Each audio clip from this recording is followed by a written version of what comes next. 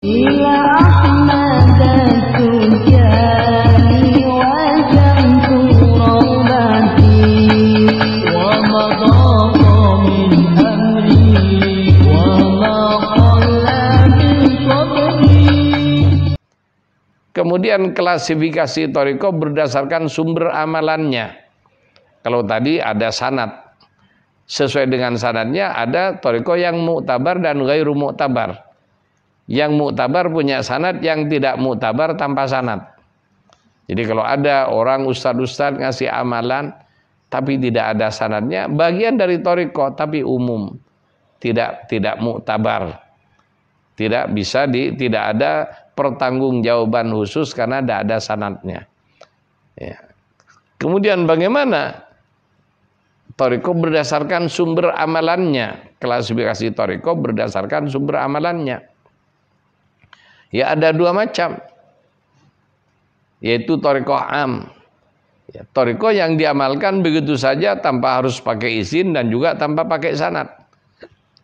Adapun ada juga thariqatul aulia, thariqah yang dilaksanakan oleh para wali, yaitu dengan amalan yang berasal dari Quran, dari sunnah Nabi, dari hadis-hadis Nabi, dengan didasari dengan ditambah sanadnya.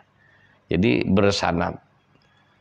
Jadi amalan ilah, amalannya thariqahnya para wali. Kalau yang tanpa sanad, thariqahnya orang awam. Ya contohnya kita wirid habis sholat, subhanallah, subhanallah, subhanallah, alhamdulillah, alhamdulillah, alhamdulillah, Allahu akbar, Allahu akbar. Mau dilaksanakan, mau tidak, terserah. Itu. Ya ketika sempat membaca, tidak sempat, tidak baca. Akan tetapi kalau thariqatul aulia, kita harus membaca. Tidak bisa pagi itu siangnya, tidak bisa siangnya sampai sore. Kalau belum bisa dilaksanakan, harus qadha ketika waktunya sudah habis. Itulah thariqatul aulia. Kemudian juga klasifikasi thariqah berdasarkan sanad atau silsilahnya. Jadi sanad thariqah itu macam-macam sehingga menentukan klasifikasi thariqah itu sendiri. Yang pertama, kalau berdasarkan jenis sanadnya, ya, yang pertama adalah thariqah as-sufiyah. Ya, sanadnya nyambung pada Nabi tapi melalui sahabat. Nabi mentalkin kepada sahabat Abu Bakar As-Siddiq wirid hofi. Nabi mentalkin kepada sahabat Sayyidina Ali karramallahu wajhah dengan wirid jahar. Sahabat-sahabat yang lain banyak juga dapat wirid khusus ini, akan tetapi ya untuk memudahkan yang masuk ke Indonesia dari dua sumber ini. Ya. Jadi lihat thariqah yang amalannya bersumber dari Nabi dan ada sanadnya dari Nabi, akan tetapi wali tersebut yang menjadi muassis atau pendiri thariqah mendapatkan dari guru-gurunya, tidak langsung dari Nabi, dari gurunya, dari Syed Abu Bakar As-Siddiq dan Sayyidina Ali dan sahabat atau sahabat-sahabat lainnya, maka dikenal dengan thariqah as-sufiyah. Adapun thariqah yang langsung didapat dari Kanjeng Nabi Muhammad sallallahu alaihi wasallam tanpa melalui pihak lain dikenal dengan thariqah al-Muhammadiyah. Ya, jadi langsung dari Kanjeng Nabi kepada pendirinya. Ya, satu-satunya dalam hal ini adalah thariqah at-Tijaniyah, itu tanpa melalui sahabat tapi langsung dalam pertemuan barzahi. Ya. Jadi pertemuan barzahi ini diakui keabsahannya oleh para ulama dan para aulia. Kenapa? Nabi tidak bisa ditiru oleh setan. Apalagi pertemuannya yaqdah, bukan mimpi, dalam pertemuan kondisi sadar. Bagaimana kok bisa ketemu Nabi dalam kondisi sadar? Ya dalam hal ini ada dasar hukumnya. Salah satu dasar hukum yang paling konkret bahwa orang wafat, ya, orang-orang terdahulu yang sudah wafat ratusan tahun bahkan ribuan tahun yang lalu bisa bertemu dengan siapapun yang digandaki oleh Allah. Contohnya Nabi menjadi imam sholat para nabi. arwahnya para nabi yang 124.000 ya sholat berjamaah di Masjid Al-Aqsa yang ramai sekarang itu. Ya, yang dibakar oleh Israel itu. Di situ Nabi berjamaah, ya, berjamaah sholat dan Rasulullah menjadi imam mereka. Kalau ada imam dan makmum kan bertemu.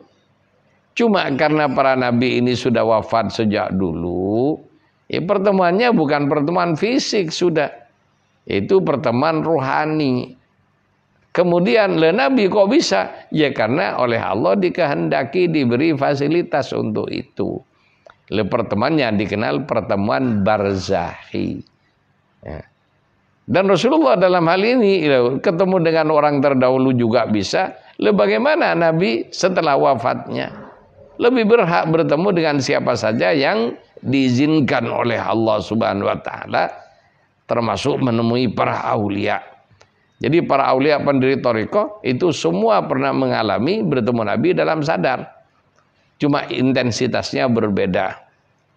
Kemudian thariqah yang didapatkan langsung melalui pertemuan sadar dengan Nabi adalah thariqah Tijani tanpa melalui wasilah siapapun. Sehingga dikenal dengan thariqah Muhammadiyah. Thariqah yang langsung didapat dari Kanjeng Nabi sallallahu alaihi wasallam, bukan didapat dari ya orang-orang sufi di atas yang menjadi guru-gurunya yang sanadnya nyambung kepada sahabat dan Rasulullah sallallahu alaihi wasallam. Jadi itulah ada thariqah as-sufiyah, sanad wiridnya dari Kanjeng Nabi ke sahabat ke pendiri thariqah. Dan thariqah Muhammadiyah dari Kanjeng Nabi langsung kepada pendiri thariqah. Satu-satunya itu adalah thariqah At-Tijaniyah. Mana yang lebih baik? Ya, karena saya orang Tijani, wajib saya mengatakan Tijanilah yang terbaik. Adapun yang lain, monggo, saya tidak mengecilkan thariqah ya peraan yang lain, ya thariqah lain. Ya, dan akan tetapi saya sebagai aktivis thariqah Tijani punya kewajiban. Ya, sebagaimana yang lain yang mengatakan thariqahnya lah yang terbaik. Itu haknya. Dan kami juga berhak mengklaim Tijani adalah thariqah terbaik dengan alasan sanadnya langsung dari Rasulullah sallallahu alaihi wasallam. Yang kedua, diakui oleh Nabi sebagai thariqahnya beliau sendiri, dan Nabi menyatakan wa ana syaikhuka, aku adalah gurumu. Ya, wa murabbika, aku yang mentarbiyah kamu, wa kafiluka, dan aku yang menjadi penanggung jawab kamu. Ya, dari sinilah lahirlah istilah ashabuka ashabi, talamiduka talamidi, kemudian fuqarauka fuqarai. Itulah bedanya thariqah Tijani dengan thariqah yang lain. Kemudian sebenarnya juga ya sangat penting biar selesai, klasifikasi thariqah berdasarkan metode takorrubnya. Berdasarkan metode takorrubnya ada thariqah mujahadah, ada thariqah mahabbah. Ya, mujahadah yaitu ya pakai kelas-kelas. Adapun thariqah mahabbah tidak ada kelas. Ya, amalannya dari seorang pengamal biasa sampai pada khalifah sama, tidak ada tambahan-tambahannya. Itulah thariqah Tijani. Adapun thariqah mujahadah naik tingkat, lain wiridnya, lain jumlahnya.